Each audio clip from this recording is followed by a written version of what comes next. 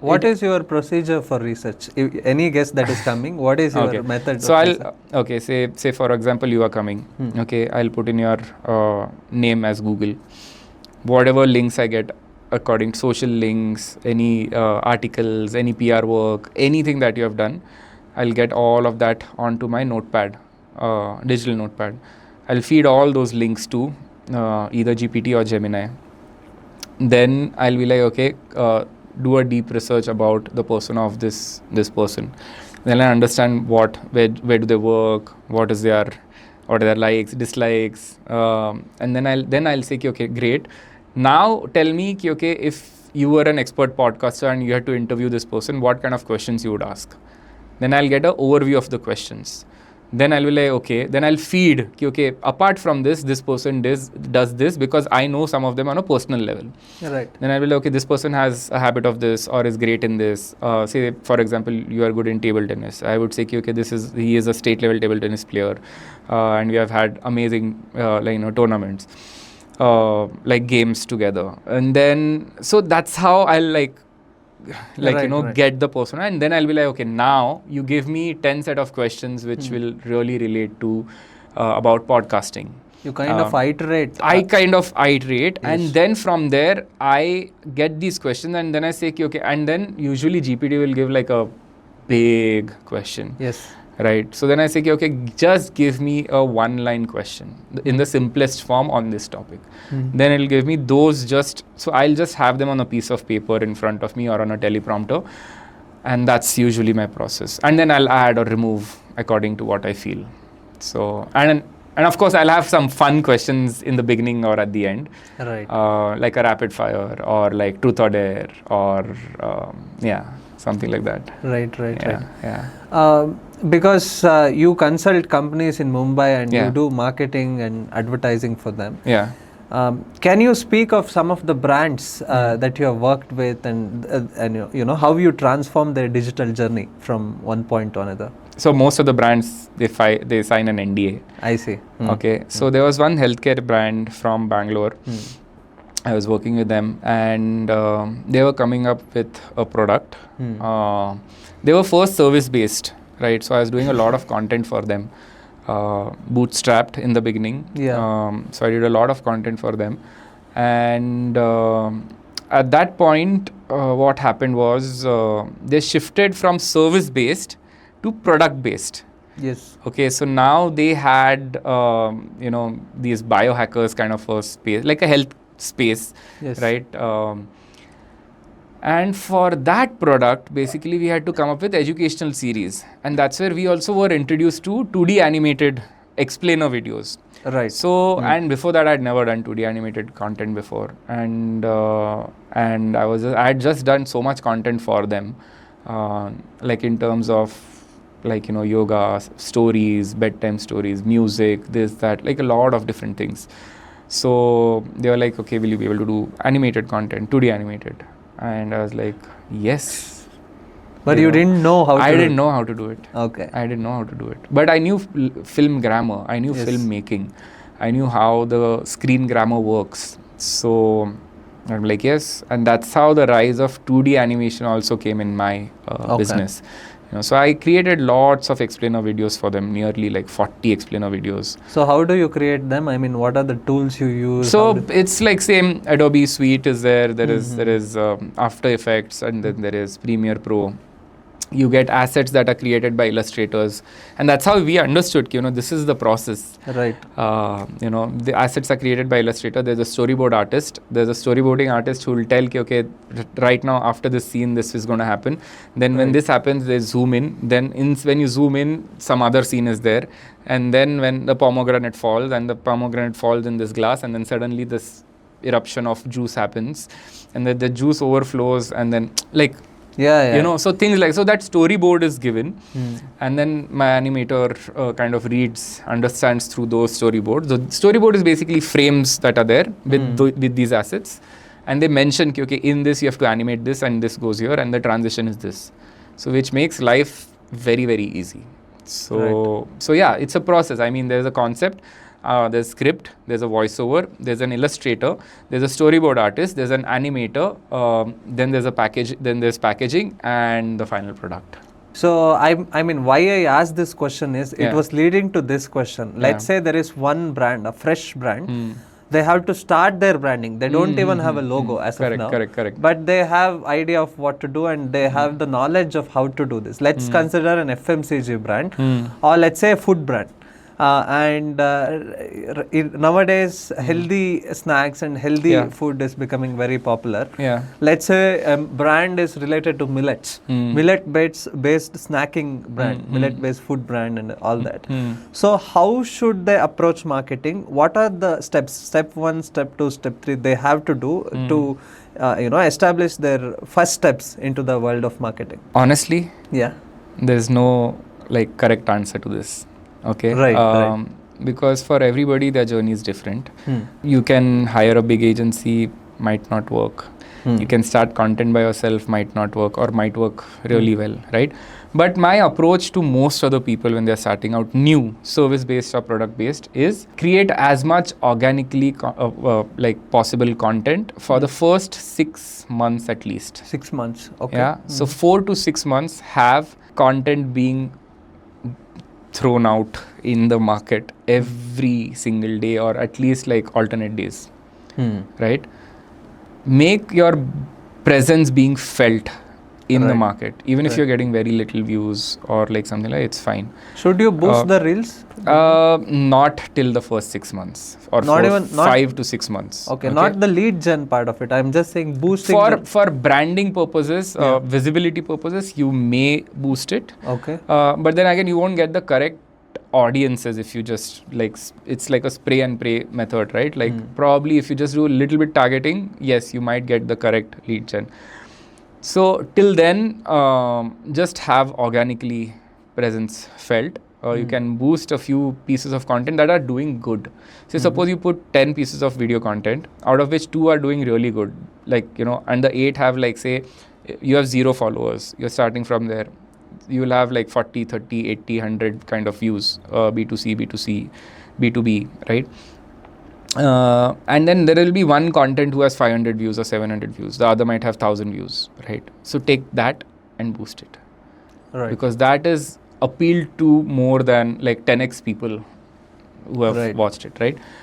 Then that will give you some footfall on your channel. Also send your channel links to all your friends and families. The most organic way of showing some numbers.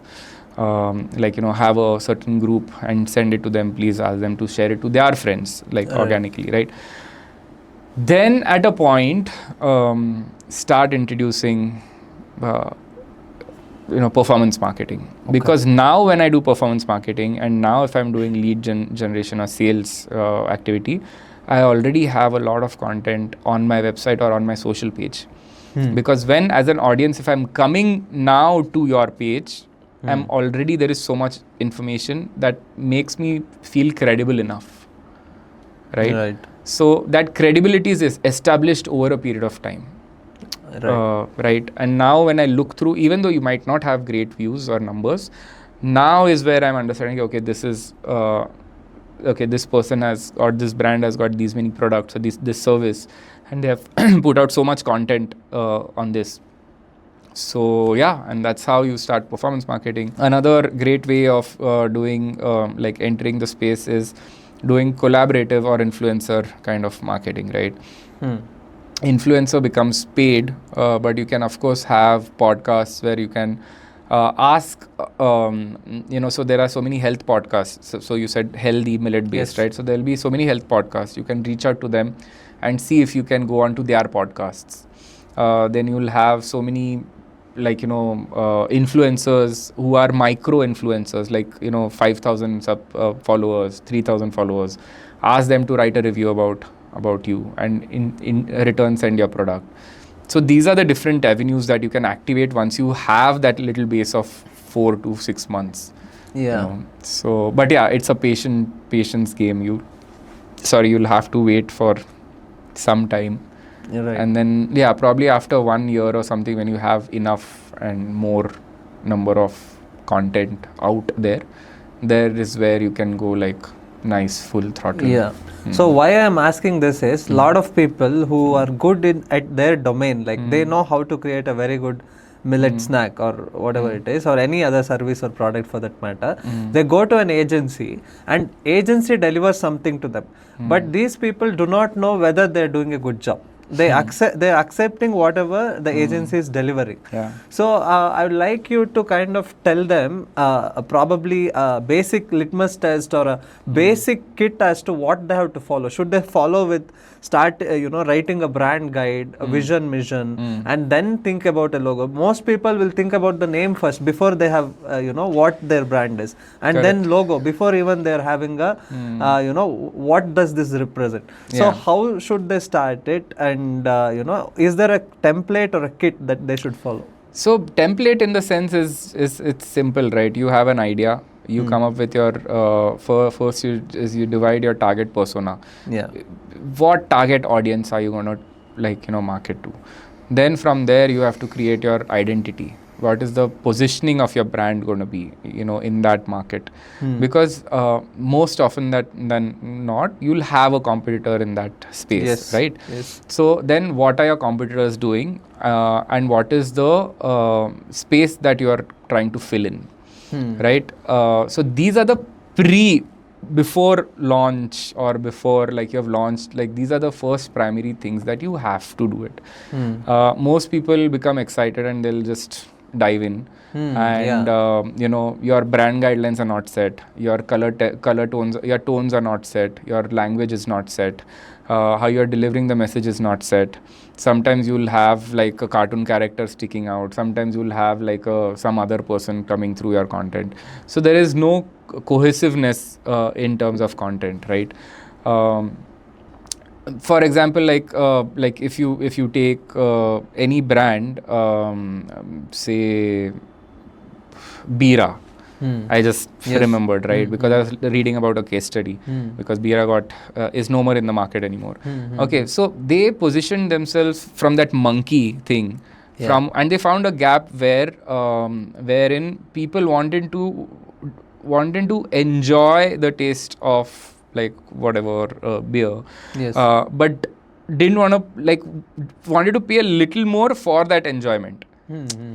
Right, so they found and they didn't want to pay excess for like premium kind of brand, right? So here stood like a Indian brand and there stood like a foreign brand, and there was a big gap between like a 100 rupee versus a 300 rupee, and they exactly came in at a 200 price point, wherein this kind of and the positioning was exactly the way they had to market them. Yeah. So if you think of that, right, they spent 9 months in just positioning themselves. 9 months before the launch. What are the color tones? The mascot, if you think, it's very notorious monkey. Yes. Kind of, pointing it towards the Gen Z kind of a market, upbeat kind of tier 1 cities, right? So very different positioning, very different market strategy. So these are all the things. Now, unfortunately, I gave this example because I was just reading a case study about it. But these are all the things that a brand should think about. Yes. Put in a lot of effort in the foundation. Once the foundation is solid, then you can go ahead. Yeah. Right. So I mean, everything will depend on your positioning, on your brand guidelines. So. I see a few more examples like this, like the one you just quoted. There are a good number of brands who found this gap actually. Yes. I was just reading about Boat. Last week. Yes. There were like 200 rupees earphones and like 7,000 rupees earphones. Yes. And Boat actually found that gap. It also gave premium kind of texture, but it was affordable. Yes. And they made cricketers and actors as brand ambassadors, so people could relate. And it was positioned as a stylish brand. Exactly. And they won the market. So 100%. Like now, every single person like that I know has used or is using Boat headphones. Yes. Like my editors my team is using Boat headphones, because now even on Swiggy, Zomato, I just order Boat is there. Yes. You know? And it's not the quality is bad, it's phenomenal quality. Yeah. So me being an audiophile, I have, pro grade 25,000 headphones. Yes. And I have these. And I mean, you can't compare, but like still, like as a consumer, if I have to listen, I enjoy listening to it, to music on these, right? So it's phenomenal quality, great price point, perfect market gap that was there. Yes. So something like that, if you can find and solve the problem, amazing, So, and that is what I think even Midas is kind of enabling all the students to, Yeah. find those gaps in the market. So, yeah. Yeah. And for that matter, even Yoga Guppi came from there. We kind of saw a gap that there is no person doing that. And even Sound Dada, my current venture, next venture that is there, it's for the independent musicians, because their voices, nobody is like kind of, the music education for the next generation that is there. So their experiences, their, the business in terms of music side. So all of this is like filling up those spaces that are there required in the market. So, yeah.